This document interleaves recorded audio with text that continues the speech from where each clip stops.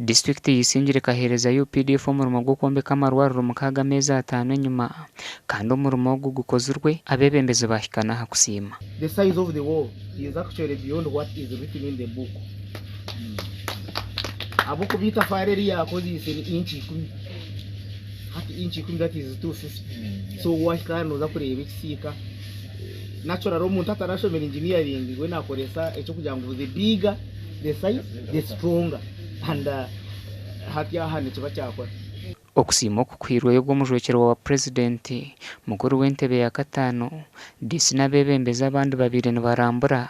okureba ekikozirwe. Na recommending already amarwara raganda kuza kombeka gono mu district ntuzaga kwasa brigade ya UPDF abo ko umurimo gwe gukora ne gumanya kandi nekora porte work kinte cyo gukora n'ikirungi kiriyo agamarwaro agatero ntumbeko mu district yona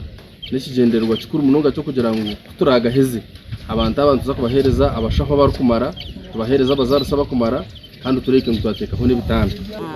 inkora ya UPDF tetutize mutwe tuyumbire nabo ahabwo kwako bire no hika hamwanya ushanga ngo bari ko mu nkora cyo cyenyine ikigyo mu byocuze mwe nahabwecho nyungwe nko muntu ayi recommend mucanci basika babongera imirimo abana bakozi barunje abaturana bo borekero kusima habwo kube byombe kwebi ahibiriyoni byombe kwa bose rebarukubumbya amagara betu bateka ngo byaba byahwire nihija kubaho impinduka umbuhereza irwaro ritere ryo kureba ramo emerketano niye kuri gombo rege mbere cykumanyisa ngo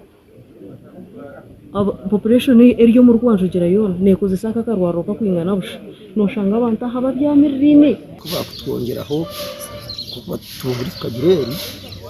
bakushemerwa twaje mbazi mitwe kaba ukatsime nase kusimera ubwa hate byombe kwebe billion byombe kwa health center za kabiri bitu district negira ngo yahereze ntekateka zo kutamarwara hande ngo za health center za kashatu ukubasa kusiya abantu obuhereza gasha kwa Ruth n'wamanya.